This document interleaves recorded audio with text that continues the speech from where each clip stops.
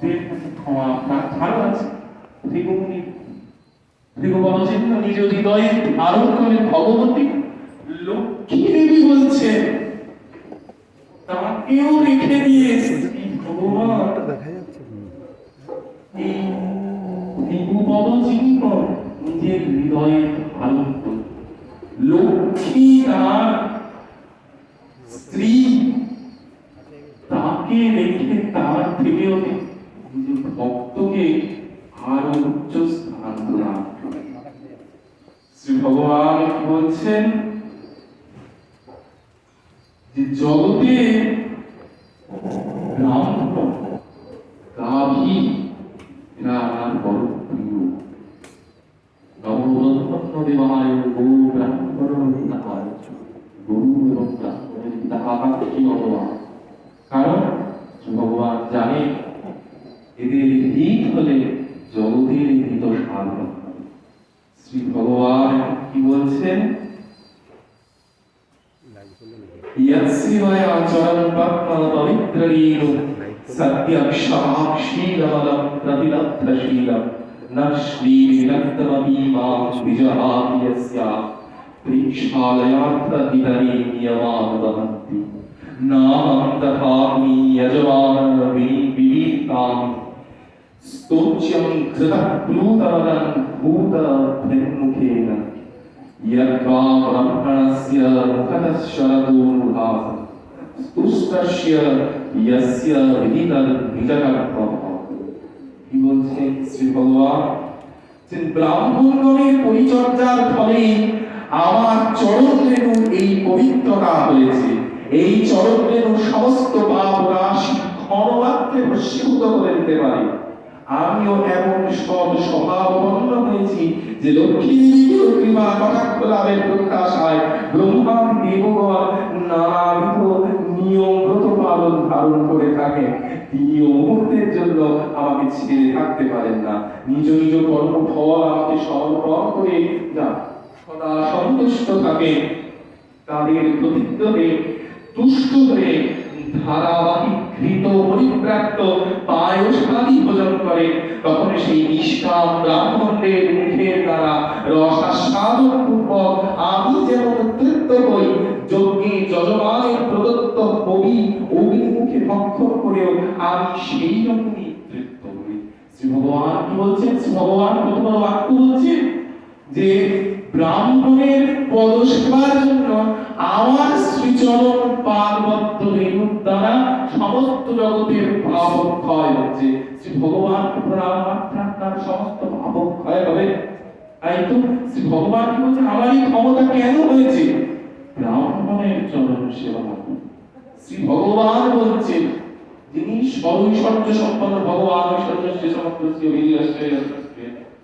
শ্রী ভগবান বলছেন যে ব্রাহ্মণের চরণ সেবা করে আমার নিজ চরণের এই ক্ষমতা হয়েছে যে সেই চরণ সমগ্র জগতের পাপকে বিনষ্ট করতে পারে। শ্রী ভগবান কি বলছেন এই যে সকলে ভোগ নিবেদন করছেন, এই উত্তম কৃত পায়সাদি দ্বারা এই যে ভোগ নিবেদন করছেন আমাকে, এই সমস্ত ভোগই আমি ব্রাহ্মণের মুখে দ্বারা গ্রহণ করছি। শ্রী ব্রাহ্মণের মুখের দ্বারা শ্রী ভগবান গ্রহণ করছেন। ব্রাহ্মণ ভোজন কেন করানো? ব্রাহ্মণ ভোজন কেন করানো হয় বুঝতে পারছেন? শ্রীমদ্ ভাগবত বলে দিচ্ছে, শ্রী ভগবান স্বয়ং বলে দিচ্ছেন যে এই যে এত কিছু ভগবানকে নিবেদন করা হচ্ছে, এই প্রসাদ তিনি ব্রাহ্মণের মুখের মাধ্যমে গ্রহণ করছেন। ব্রাহ্মণ খাচ্ছেন, তার মাধ্যমে শ্রী ভগবান বলছেন এই যে যজ্ঞে যে কবি অর্থাৎ যজ্ঞে যে ঘৃত নিবেদন করা হচ্ছে তাও আমি গ্রহণ করছি ওই ব্রাহ্মণেরই না। ব্রাহ্মণ যজ্ঞে নিবেদন করছেন, ওই কবি আমি গ্রহণ করছি, ওই ব্রাহ্মণ নিবেদন করছে। শ্রী ভগবান ব্রাহ্মণকে কত বড় স্থান প্রদান করছে। ব্রহ্মা চতুষ্পদ ব্রাহ্মণ তাদের এই অভিসম্পাদকে অনুমোদন করার জন্য শ্রী ভগবান ব্রাহ্মণকে কিরূপ প্রশংসা করছেন। ভগবান বলছেন যে যোগমায়ার দ্বারা এই অখণ্ড অসীম ঐশ্বর্যশালী জগৎ সৃষ্টি হয়েছে। আর সৃষ্টি হয়েছে আমার বালবদ্ধ ধারী গঙ্গা, বিষ্ণু বালবদ্ধ থেকে প্রবাহিত সেই গঙ্গা হচ্ছে চন্দ্রশেখর ভগবান শঙ্করের জটাজালে আবৃত সেই গঙ্গা সমস্ত জগৎকে পবিত্র করছে। এই পরম পবিত্র পরমেশ্বর হয়েও আমি পবিত্র চরণ রজনরূপে ধারণ করি সেই ব্রাহ্মণদের জন্য কৃত অপরাধ আমি কখনোই সহ্য করব না। যে ব্রাহ্মণের প্রতি কোনো অপরাধ আমি সহ্য করব না। যে আমার চরণ থেকে গঙ্গা বয়ে গেছে, যে গঙ্গাকে শিব তার জটাজলে ধারণ করছে, যে গঙ্গা সমস্ত জগৎকে পবিত্র করে দিচ্ছে, এমনই ভগবানের চরণ। সেই ভগবান বলছেন যে আমি ব্রাহ্মণকে চরণ বন্দনা করি, আমি ব্রাহ্মণের অপমান সহ্য করতে পারি। শ্রী ভগবান তাই ব্রহ্মার চতুষ্ষণের অভিশান পাঠকে অনুমোদন করেন। এখন শ্রী ভগবান বলছেন, দেখো এরা তো আমার ভক্ত, অভিসম্পাদ তুমি দিয়েছ বটে তোমরা, কিন্তু একটু যদি কৃপা বর্ষণ করতে, তাহলে তখন তারা বলছে, প্রভু আপনার দর্শন পেয়ে আমরা অত্যন্ত প্রীত। শ্রী ভগবানের দর্শন পাওয়ার পরে তো আর তাদের মনের কোনো কিছু থাকে না। এত কিছু করার উদ্দেশ্য কি? এই মালা তিলক, নিত্য নাম, নিত্য জপ, নিত্য ভাগবত শ্রবণ, সাধু সঙ্গ, এত কিছুর উদ্দেশ্য কি? শ্রী ভগবত প্রাপ্তি। তো ভগবত প্রাপ্তি হলে মানুষের আর কিছু থাকে না। তখন আর তার খেতেও ভালো লাগে না, চলতেও ভালো লাগে না, দেখতেও ভালো লাগে না, কিছুই ভালো লাগে না। শ্রীরামকৃষ্ণ পরমহংস যখন দক্ষিণেশ্বরে মায়ের দর্শন পেয়েছিলেন, তারপরে তিনি উন্মাদ বদল পাগল বলতো। তিনি পাগল তো ছিলেন না, সাধারণ মানুষের পক্ষে ওই অবস্থা বোঝবার ক্ষমতা ছিল না। চরমচক্ষু দিয়ে তার ভগবত দর্শন করা সম্ভব নয়। তার জন্য ভগবানের আশীর্বাদ এবং ভগবানের দিব্য চক্ষুর প্রয়োজন। গীতায় যখন অর্জুনকে শ্রী ভগবান বিশ্বরূপ দেখাবে, তখন অর্জুনকে বলবেন শ্রী ভগবান আমি তোমাকে দিব্য চক্ষু প্রদান করছি, তার মাধ্যমে তুমি আমার এই ঐশ্বর্যপূর্ণ রূপকে দর্শন করো। তার মানে চরমচক্ষু দিয়ে এত সহসা শ্রী ভগবত দর্শন। আর ভগবত দর্শন হয়ে গেলে তখন আর তার এই জড়জাগতিক কোনো কিছুর মধ্যে আসক্তি হবে। তখন সেই ব্যক্তি বা সেই তার যাই তিনি এক অদ্ভুত অবস্থার মধ্যে বিচরণ করেন, যা সাধারণ মানুষের পক্ষে বোঝা অসম্ভব। এই মতো অবস্থায় রয়েছেন সনাতন সনাতন তারা সাধারণ মনুষ্য নন, তথাপি চিন্তা করুন তাদেরকেও ভগবত দর্শনের জন্য কত কিছু করতে হয়েছে। আর আমরা তো সাধারণ। এখন ভগবানের সেই অনুরোধে তারা কি করলেন? ওনারা বৈকুণ্ঠ থেকে পতিত হবে, আবার পুনরায় আপনার কাছে দর্শন করে শ্রী ভগবান অত্যন্ত খুশি। শ্রী ভগবান বলেছেন, এমন কিছু করো যেন ওরা অতি তাড়াতাড়ি আবার আমার কাছে চলে আসে, তাদেরকে দণ্ড নিয়ে সারা জীবন ভোগ না করতে হয়। দেখুন, সে অপরাধ করলো, অত বড় অপরাধ, ব্রাহ্মণকে তিরস্কার করা। শ্রী ভগবান যেন সেই ব্রাহ্মণকেও সান্ত্বনা দিলেন, সেই ব্রাহ্মণকেও প্রশংসা করলেন, বন্দনা করলেন। সেই তার সঙ্গে দেখুন নিজ ভক্ত জয় বিজয়ের কথাও কিন্তু তিনি চিন্তা করেছেন। ক্ষমা, হচ্ছে ভগবান ক্ষমা। ক্ষমা অত সহজে আসে। আমরা সাধারণ মানুষকে একটা কিছু বললেন না, আর যোগাযোগ ক্ষমাই করা যায়। শ্রী ভগবান তা করেন। শ্রী ভগবান বললেন জয় বিজয়কে এমন কিছু করে করুন কৃপাধীন যেন তারা আবার তাড়াতাড়ি আমার কাছে ফিরে যায়। তখন ব্রহ্মা চতুষ্পাণী রূপাত্ম জয় বিজয় বৈকুণ্ঠ দেবকী মনুষ্য সমস্ত ভোগ দুর্নিবার লালসার মধ্যে এসে পড়ত।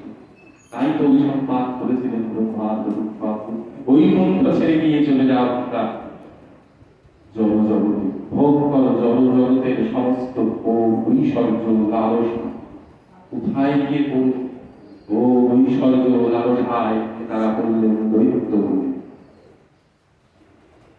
হিরণ্যাক্ষ হিরণ্যকশিপু আর না রাবণ কুম্ভকর্ণ আদি জন্ম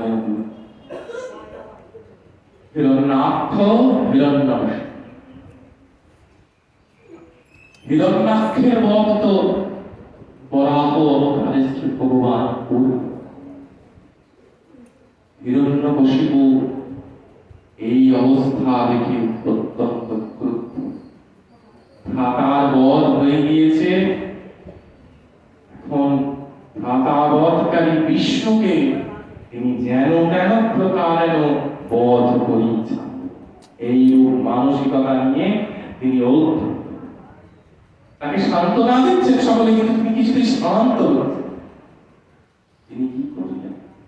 তিনি ব্রহ্মার তপস্যায় রত হলেন। ভয়ঙ্কর ব্রহ্মার তপস্যায় তিনি রত হলেন। ওই বসে দুদিন দুবেলা জবান্বিত নয়, একেবারে শত শত বৎসর সহস্র সহস্র বৎসর এক বৃদ্ধাঙ্গুলির উপরে দাঁড়িয়ে হাতখানিকে এইরূপভাবে মস্তকের উপরে দিয়ে তিনি ব্রহ্মার তপস্যায় এই শত শত সহস্র সহস্র বৎসর ব্রহ্মার তপস্যায় লীন হওয়াতে তার অবস্থা কিরূপ?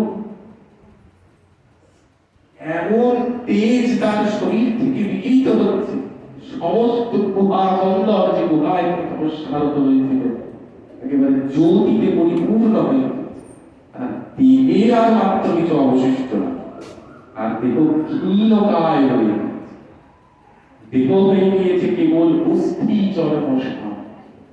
কীট এসে তার দেহকে দংশন করতে করতে কীটে পুরো আবৃত করে ফেলেছে এই হিরণ্যকশিপুর দেহটাকে, ঠিক যেমন ভাবে বাল্মীকিকে টিভিতে করেছিল,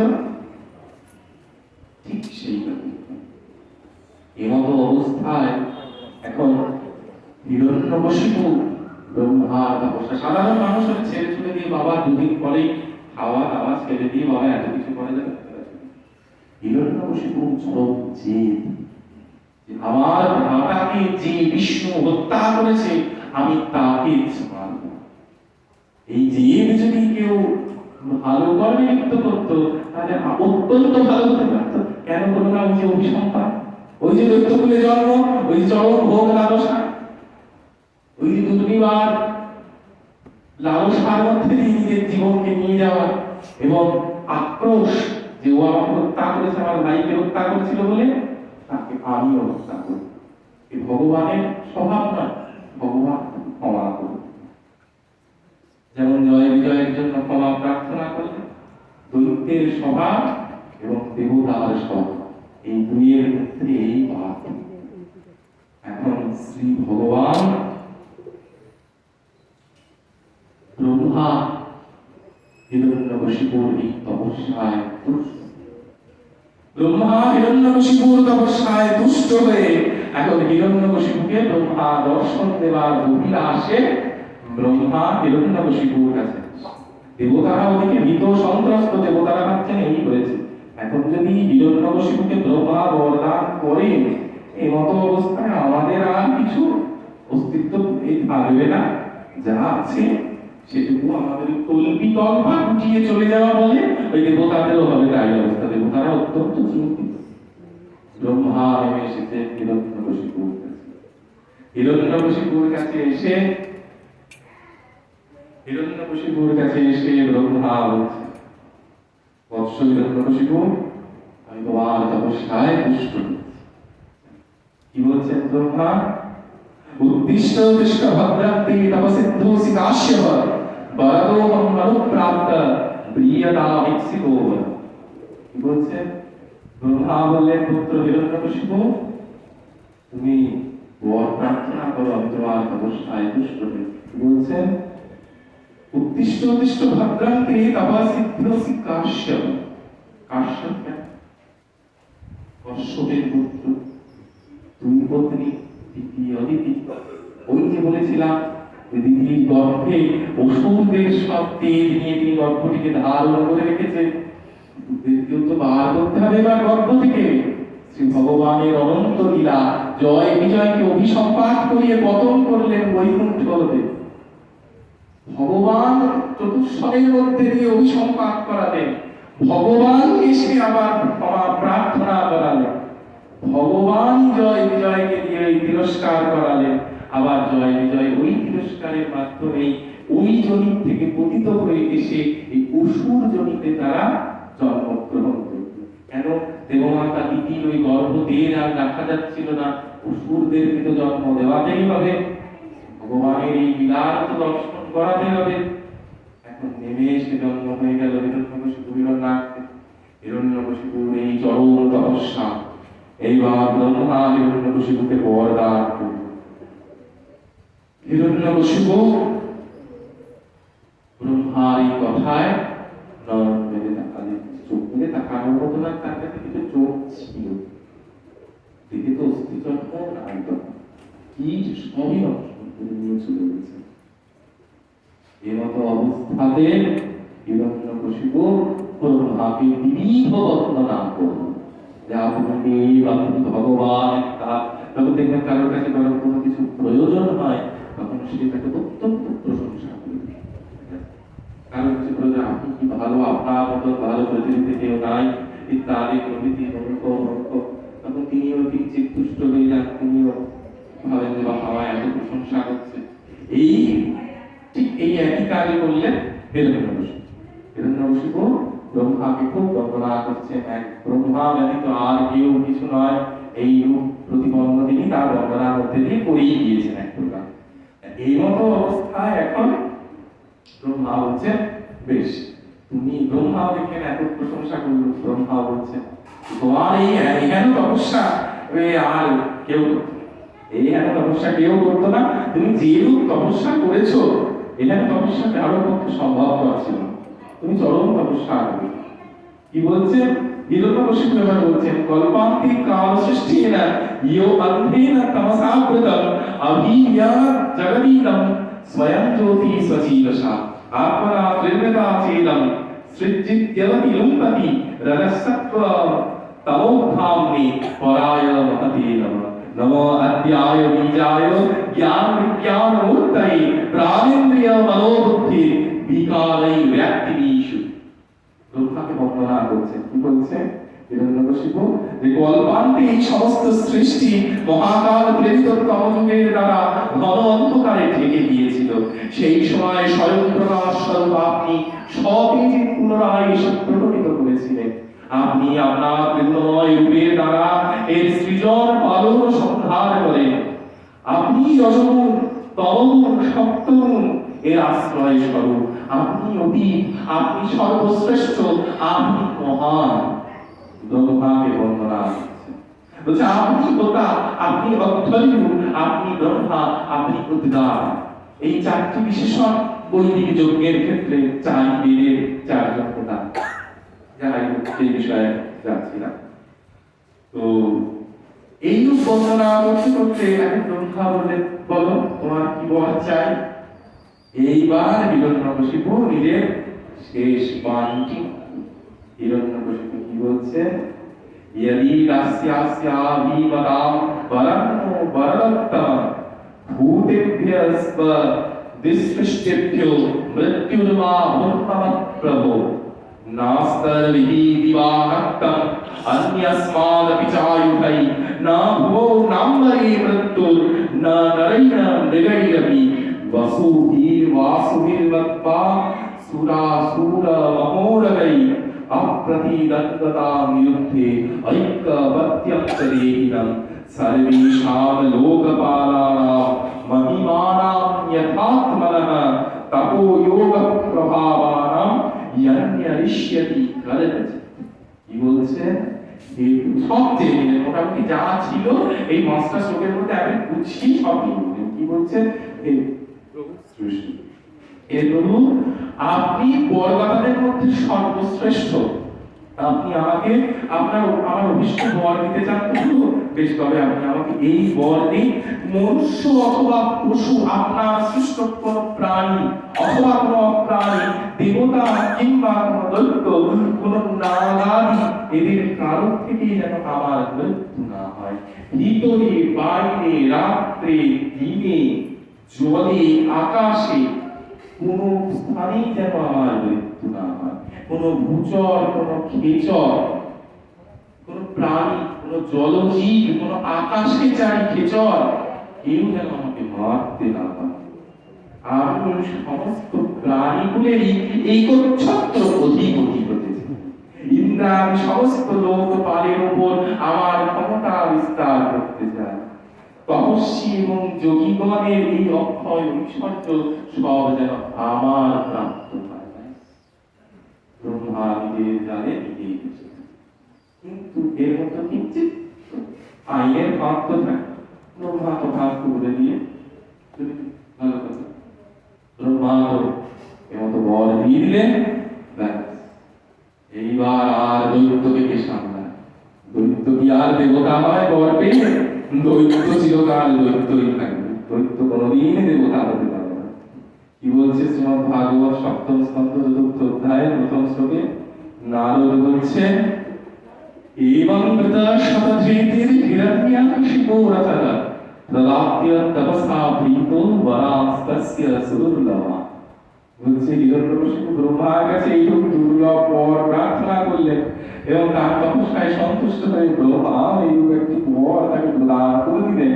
এর ফলে কি হলো? ব্রহ্মা বলছেন যে তাতিব দুর্লভা পুংসাং ইয়াং গৃহীষ্যে বরাং মম তথাপি বিতরামঙ্গ্য বরাং যদপি দুর্লভা ততো জগাম ভগবান মোহানুগ্রহ বিভুঃ পূজিত সুদর্শেন স্তূয়মানো হরিশ্বরে। ব্রহ্মা বলছেন যে পুত্র জীবকুলের পক্ষে অতি দুর্লভ বর তুমি প্রার্থনা করেছিলে বটে, তৎসত্ত্বেও তোমার কাছে বর আমি প্রদান করছি। এখন ব্রহ্মা প্রদত্ত বর তো বৃথা যাবে না, এই বর তো সত্যি ঠিক ঠিক মতো অবস্থায় এখন হিরণ্যকশিপু হয়ে উঠলেন সমগ্র ব্রহ্মাণ্ডাধিপতি। ইন্দ্রের রাজত্ব থেকে ইন্দ্রকে বহিষ্কার করে দিয়ে বসলেন ইন্দ্রের সিংহাসনে গিয়ে। ইন্দ্রের মহলে কি নেই সেখানে সব আছে, এটা আপনার আমার বাড়ির মতো না, সেখানে সমস্ত কিছু রয়েছে। সেই সমস্ত দেবভক্ত সম্পত্তির উপর গিয়ে বসলেন দৈত্যরাজ হিরণ্যকশিপু। চারিদিকে ছড়িয়ে পড়ল দৈত্যদের সমস্ত, জমিতে ধান বপন করতে হচ্ছে না। দৈত্যরাজ হিরণ্যকশিপুর এমনই মায়া যে আপনা থেকেই জমিতে ধান, সবটা আসরিক মায়া। কোনো যজ্ঞ কোনো অনুষ্ঠান যাই ঋষিরা করতে যাচ্ছে তাই বন্ধ, আর যদি অসুরকে নিবেদন করে গ্রহণ করছে। কোন দেবতার পূজা অবশিষ্ট রইল না, কোন দেবতার প্রার্থনা অবশিষ্ট রইল না, কেবল অসুর আর চারিদিকে কেবল অসুর আর হিরণ্যকশিপু চারিদিকে অসুরদের সমস্ত কিছু ছড়িয়ে দিলেন, দিয়ে তিনি সিংহাসন দখল করে এইবার আমি ঢুকে গেছি স্বর্গ রাজ্যে, এইবার প্রতিশোধ গ্রহণ। এখন হিরণ্যকশিপুর পুত্র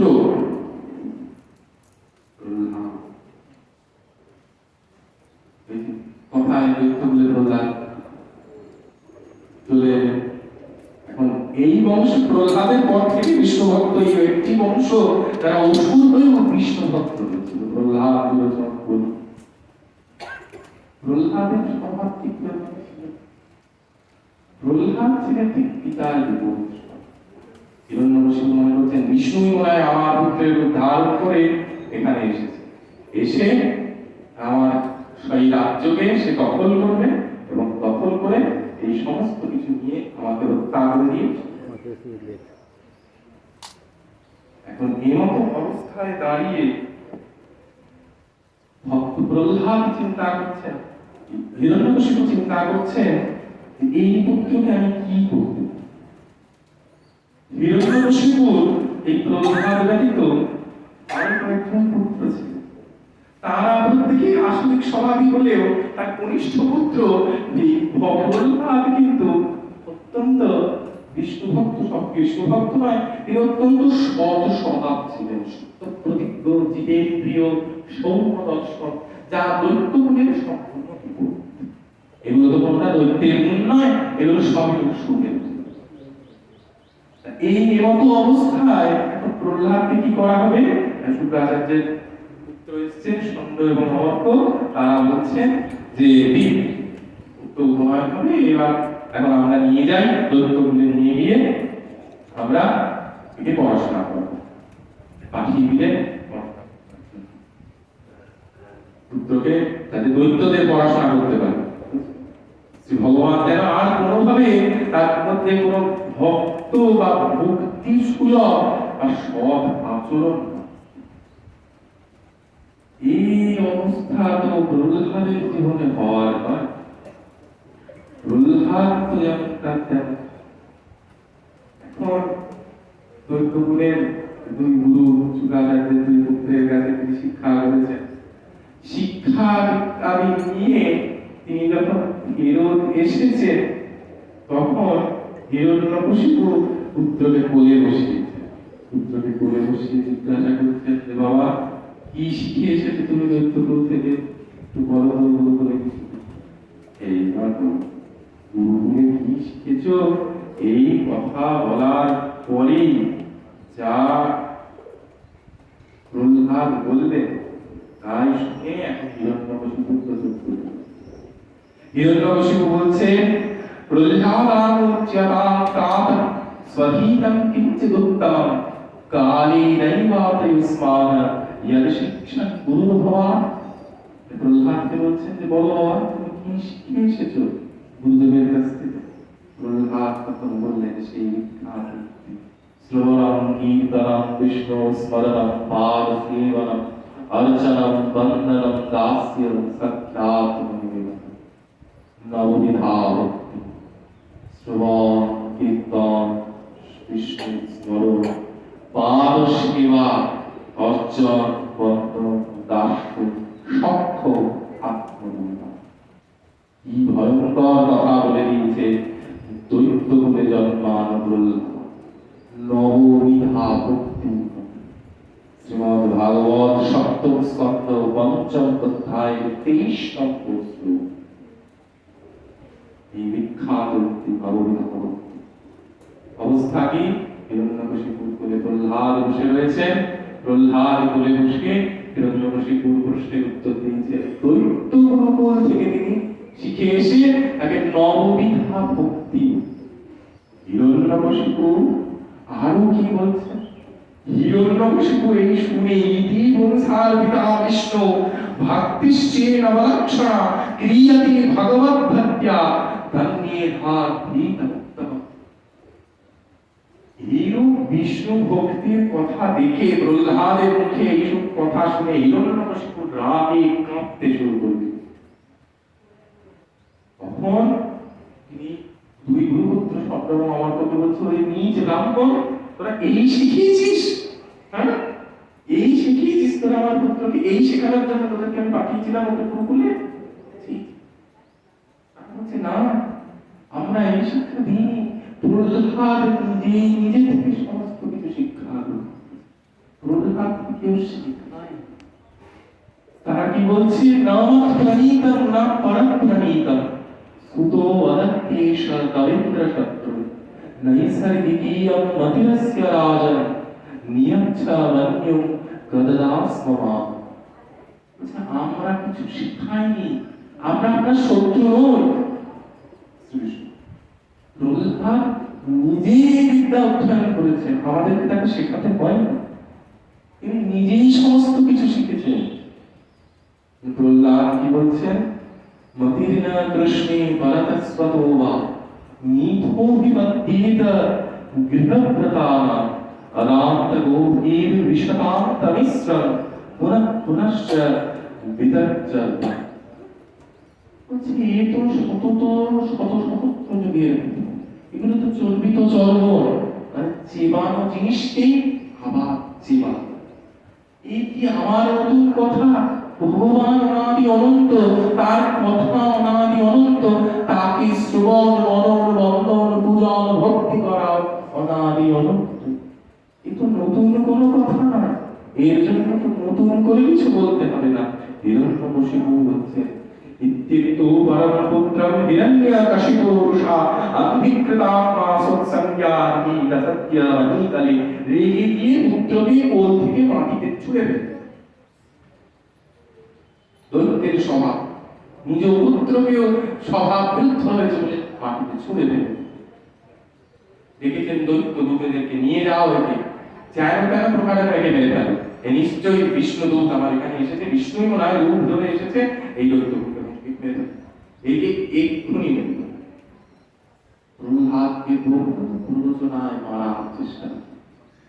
দৈত্যগণ ভয়ঙ্কর রাগ করে আসছেন, তাকে বল্লম দিয়ে হত্যা করবে, পর্বত থেকে নিক্ষেপ করবে, সম্বরাসুরকে দিয়ে হত্যা করার চেষ্টা, হোলিকাকে দিয়ে জ্বলন্ত চিতায় বসিয়ে দিবে।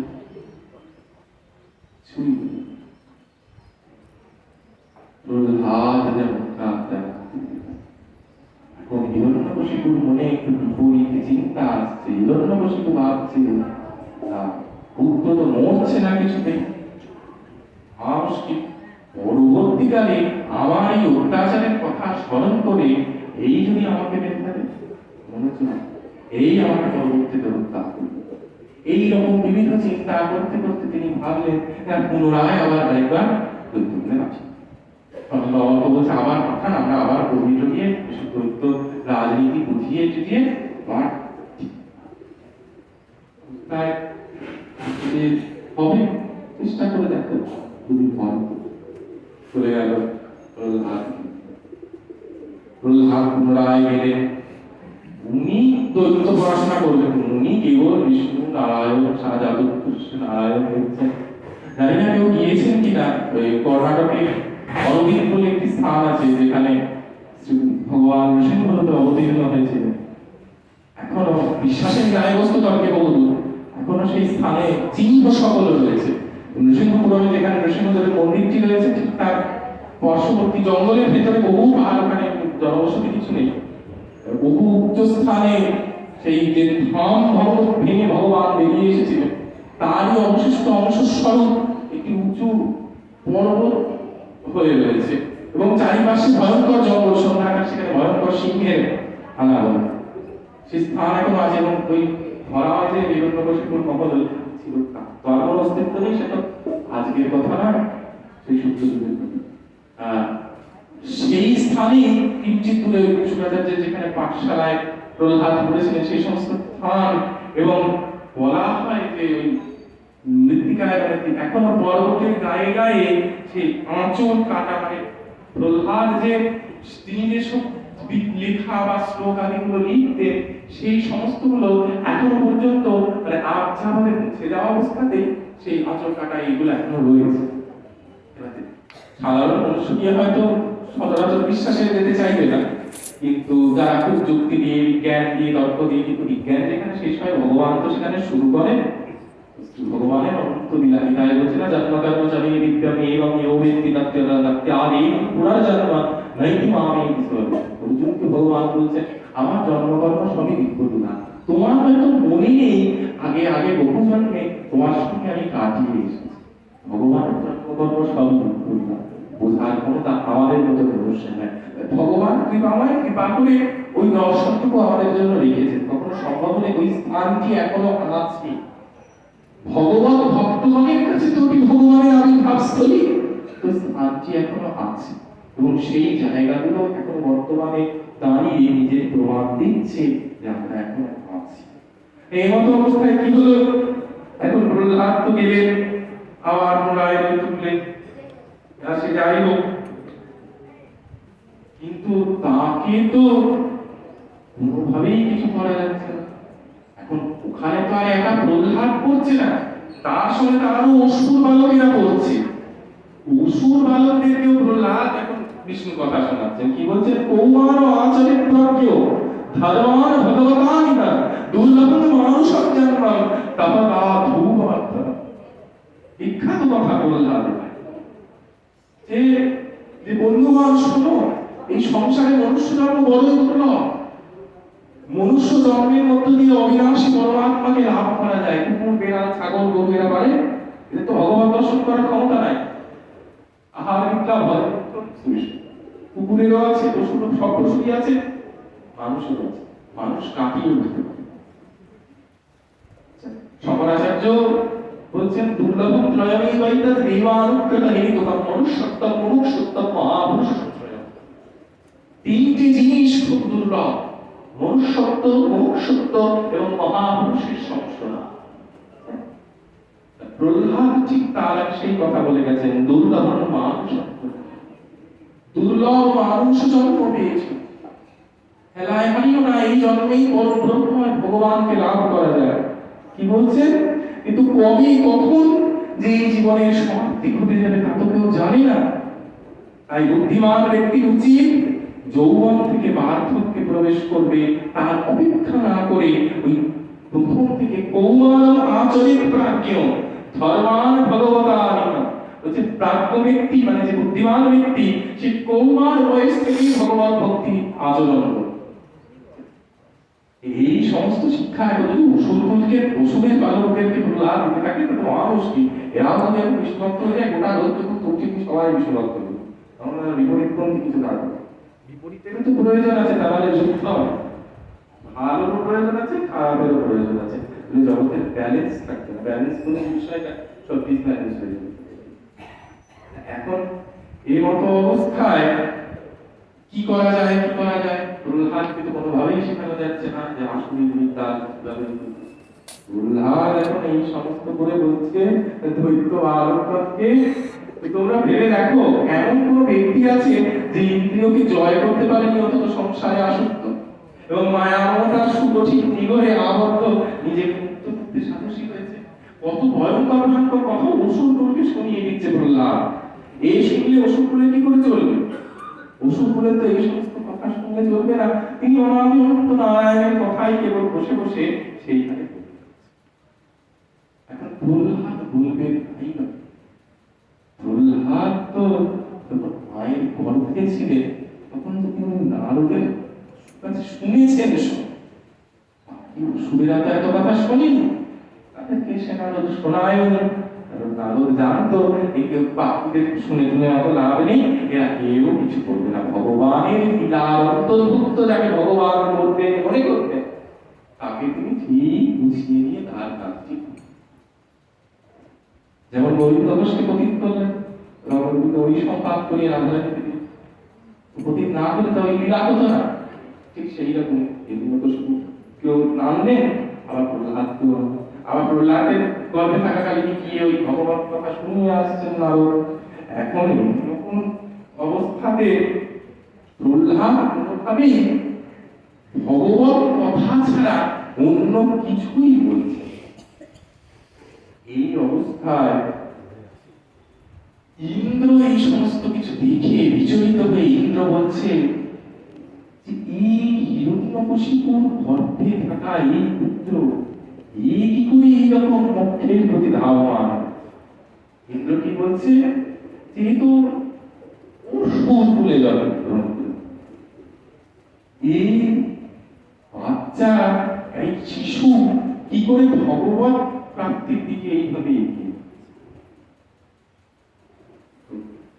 মুশকিল। এইরকম অবস্থায় যাই হোক যা শিক্ষা বিদ্যা তিনি প্রাপ্ত করলেন অনন্ত বিদ্যা, কিন্তু কিছুই তার মাথায় ঢুকলো না, সবই নারায়ণ অতিক্রম করে বসে। যাই হোক প্রহ্লাদ পুনরায় ফিরে এলেন রাজপুরীতে। আবার জিজ্ঞাসা করছেন, বলো বাবা তুমি কি শিখে এসেছো?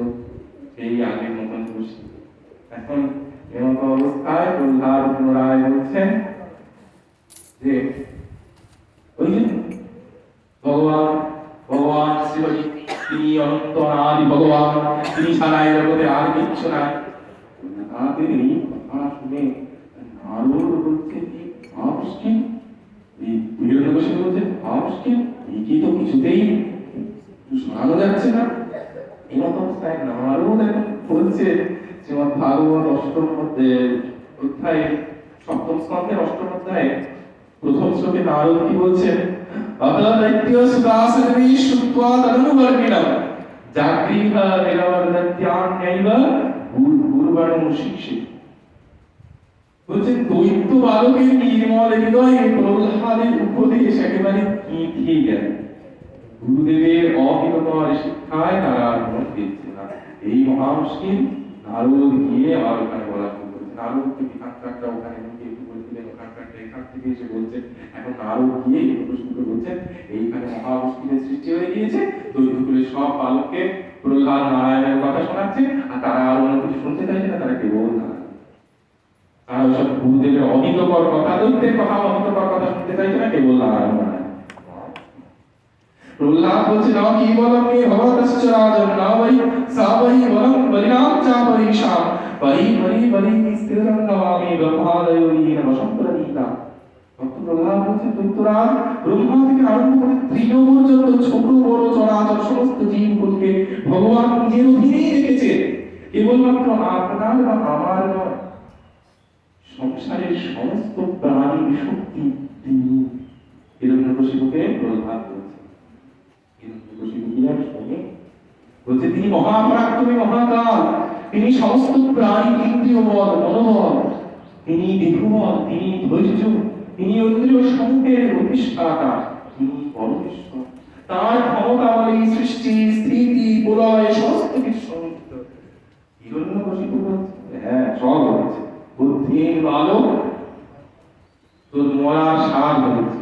হিরণ্যকশিপু কি বলছে, ভক্ত্যন্তং মাত্তুকামসি যোগী মাত্রম বিকাস্যসি মূর্ষানাম হি মন্দাত্মন ননু সুবিপ্লবায়। তো মরার শখ হয়েছে, তো তোর শিওরে সমন এসেছে, তোর এই উদ্ধত্ত ভঙ্গিতে প্রলাপ করতে থাকা আমি দূর করছি। হিরণ্যকশিপু কি বলছে, তোকে আজকেই আমি দেখাচ্ছি, বল ভগবান কোথায় থাকে। হিরণ্যকশিপু প্রশ্ন করছে, সোহম বিদথ্যামানস্য শিও কায়াবলীতে পূর্বয়ত হরিস্তাস্য ইয়স্মি স্মরণমিচ্ছিতম। বলছে বল তুই আমাকে ছাড়া কাকে জগৎপতি বলে ঘোষণা করতে চাইছিস? আচ্ছা কি বললি তুই, ভগবান তো সর্বত্র বিরাজমান, বল তাহলে কোথায় আছে? ওই যে সামনে স্তম্ভটা দেখা যাচ্ছে ওর মধ্যে আছে। শ্রীমদ্ ভাগবতে সপ্তম স্কন্ধের অষ্টম অধ্যায়ে হিরণ্যকশিপু বলছেন 14 নম্বর শ্লোক, ওই সামনে ওই যে স্থানটা দেখা যাচ্ছে ওইখানে কি আছে? তখন প্রহ্লাদ কি বলছে, এবং দুরুক্তৈ মুহুরা দয়ান সূরা সূদং মহাভাগবতং মহাসূর খড়গম প্রতিবত পতিতো বরণাসা স্তম্ভং তারাকীবল স্পষ্টীনা তদৈব তস্মিন নিদোতি ভীষণো বাহুঃ येनात्मकः স্ফুটৎ यं वै स्वविष्णो भगतां त्वजयाय श्रुत्वा स्वध्यायमहङ्गमेति सा विक्रमान्पुत्रवती सुरोजसा निशम्य निर्द्रम पुष्पभगद्धूतम् अन्तसभायां नगरर्षतत्पदं वितप्त सूर्येण सुरायुधम्। তুই এই স্তম্ভটাকে দেখতে পাচ্ছিস? ভালো কথা, তুই যে এত হাঁকডাক করছিস, তাহলে আমি দেখি তোর মাথাটা ঘর থেকে এখনই আলাদা করে দেবো যদি এই স্তম্ভে তোর ভগবান। এখন প্রহ্লাদ বলছে এইভাবে সেই অতি দুরন্ত মহাদৈত্য ভগবানের পরম ভক্ত প্রহ্লাদকে ভয় দেখিয়ে শ্মশাতে লাগলো। এই বলতে বলতে ক্রোধে দিগদিগি জ্ঞান শূন্য হয়ে খড়গ হস্তে সিংহাসন থেকে লাভ দিয়ে সমস্ত শক্তি দিয়ে সেই স্তম্ভে হিরণ্যকশিপু অনুষ্ঠান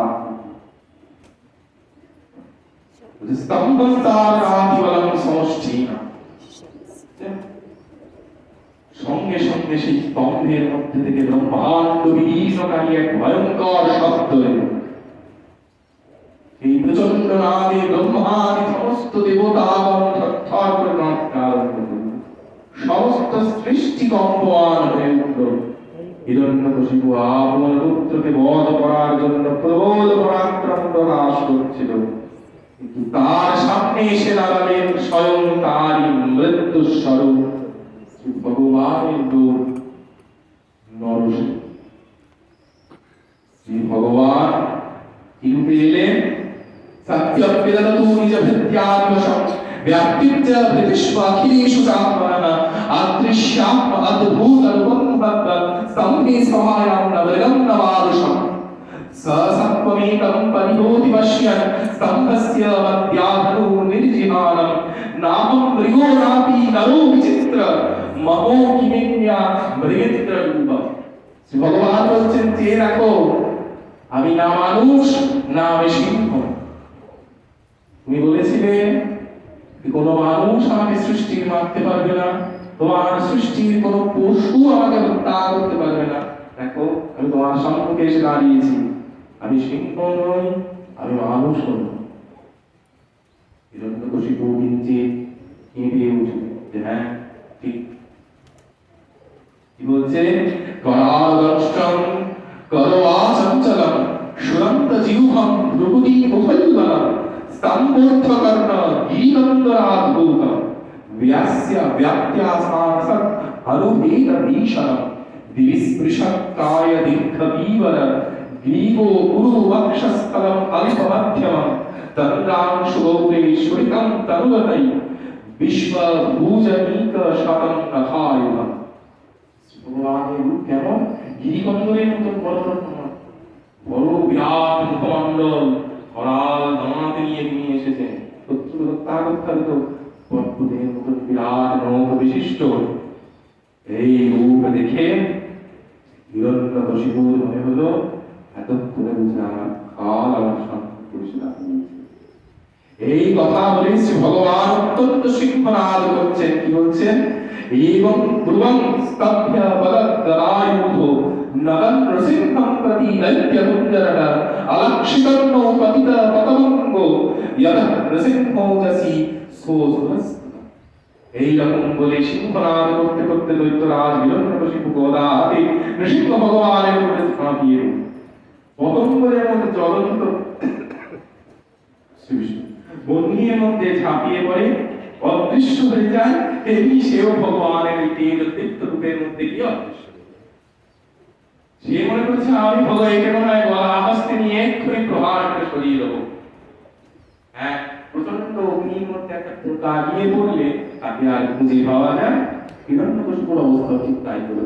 এই ভগবানকে মারতে গেলে ভগবানের তাকে আর দেখতে পাওয়া যাচ্ছে না। ভগবানের অনন্ত তেজ, ভগবানের অনন্ত জ্যোতির মধ্যে দিয়ে তাকে আর দেখা যাচ্ছে।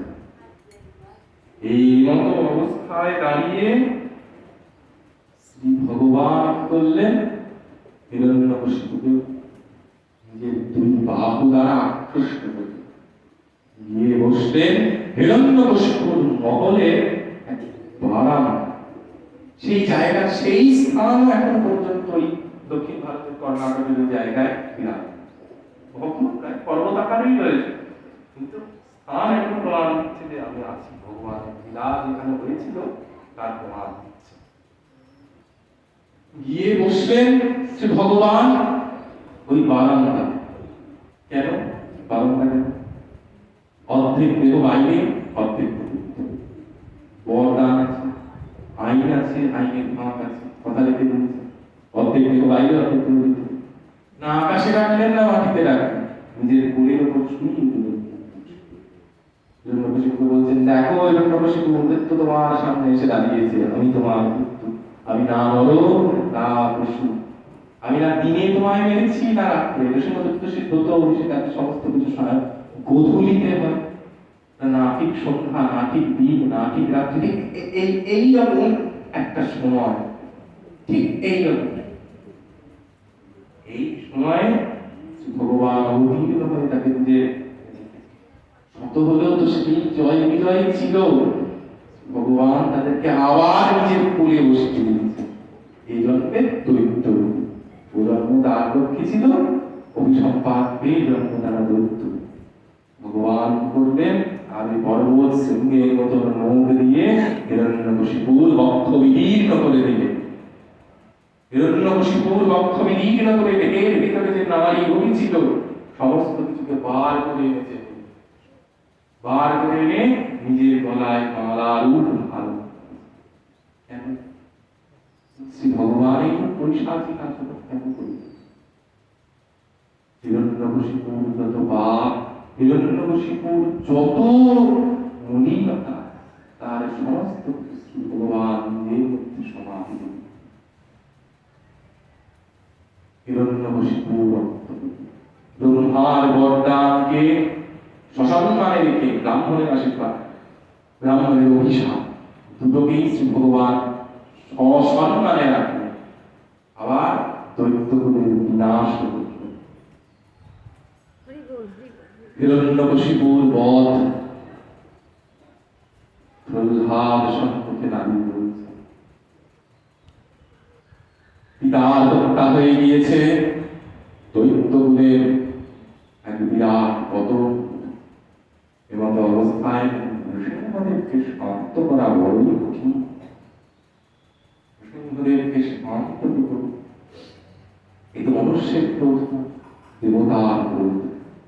স্বয়ং ভগবান সিংহকে এমনি সিংহের ক্রোধ অত্যন্ত ভয়ঙ্কর, তারপরে আবার স্বয়ং ভগবান সিংহকে অধীন দৈত্যকে বিনাশ করা, শেষ করতে ভগবান। ভগবানকে কে শান্ত করবে?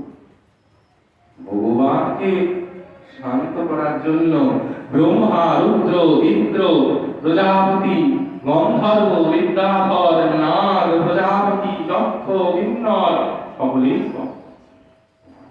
কিছুতেই কিছু হচ্ছে না। শ্রী ভগবানকে কিছুতেই শান্ত করা কারো পক্ষে সম্ভব হল না। এমত অবস্থায় এখন প্রহ্লাদ ভগবানের স্তব শুরু বলছে, ব্রহ্মাদয় সুরগণামুনি প্রসিদ্ধা সত্ত্বৈককালমতয়ো সচবচসাং প্রভায় নারাহিতুং কুলগুণৈরধুরাপি বিপ্রো কিং তুষ্টুমর্হতি সমে হরিরুদ্রতম। প্রহ্লাদ ভগবানের অনন্ত প্রার্থনা করছেন। কি বলছেন? মন্যে ধনাভিজন রূপ তপস্রজৌচ তেজ প্রভাব বলপৌষ বুদ্ধি যোগ নারায়ণী ভবতি পুরুষ্য বংশ ভক্ত্যাতুতস্ব ভগবান। ভগবানের অনন্ত রূপের প্রার্থনা করছে প্রহ্লাদ। কিছুতেই শ্রী ভগবান ওকে শান্ত করা সম্ভব। প্রহ্লাদের স্তব স্তুতি সমস্ত এমত অবস্থায় দেবতাগণ দেবাদিদেব মহাদেব প্রার্থনা করলেন যে আপনি একমাত্র নারায়ণকে শান্ত করতে পারেন। মহাদেব ভারত করলেন, নৃসিংহের থেকে অতি ভীষণ সরব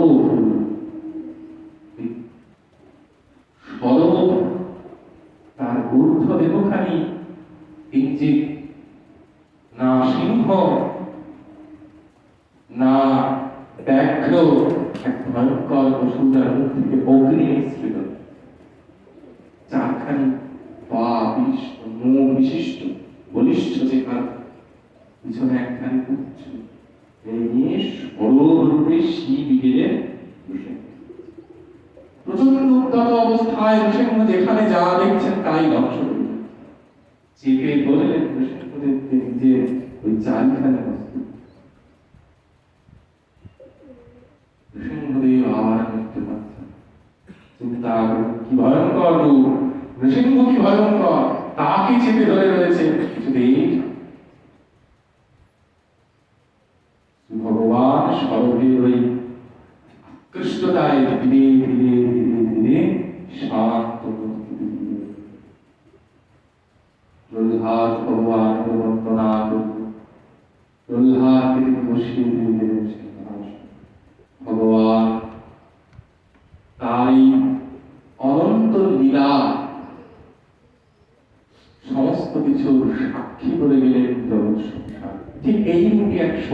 সন্ধ্যার পূর্ব সন্ধ্যা আসছে, বৈশাখ শুক্লা চতুর্দশী, ভগবান আবির্ভূত হয়ে সেই ব্রাহ্মণের অভিশাপ, ব্রহ্মার বলরাম, দিদির গর্ভের সেই তেজ, এই সমস্ত কিছুকে এক এক করে মাথায় রেখে তিনি এই লীলা সংঘটিত করলেন। দেখুন, তিনি ব্রাহ্মণের অভিশাপকেও সম্মান দিলেন, তিনি ব্রাহ্মণের আশীর্বাদকেও সম্মান দিলেন, ব্রহ্মার বরদানকেও তিনি সমান সম্মান দিলেন, যতটা সম্মান তিনি দিলেন চতুর্শনের আশীর্বাদ। ব্রহ্মবৈবর্ত পুরাণে বলছে বিপ্ররূপ জনার্দন, জনার্দনের রূপ হচ্ছে বিপ্র ব্রাহ্মণ। ভগবান সেই ব্রাহ্মণের মধ্যে দিয়েই গ্রহণ করছে, ভগবান সেই ব্রাহ্মণের মধ্যে দিয়ে খাচ্ছে, ভগবান সেই ব্রাহ্মণের মধ্যে দিয়ে সমস্ত কিছুকে নিজের করে নিচ্ছে, এবং ভগবান নিজেও ব্রাহ্মণের পদসেবা বলছেন, আমি ব্রাহ্মণের পদসেবা করেছি বলে আজকে আমার চরম জগৎকে মুক্তি দিতে সক্ষম।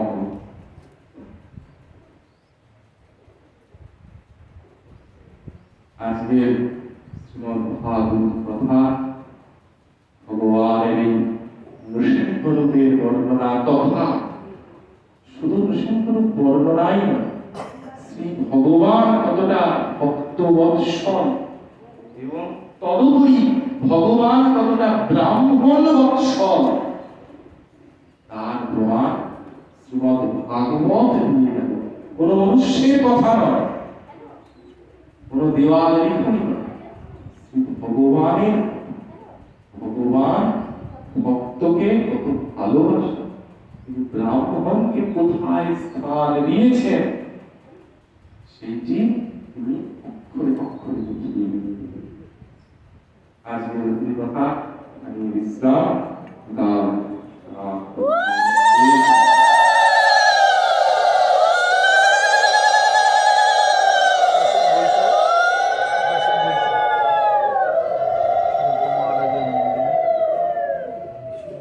মূর্তি বলেছে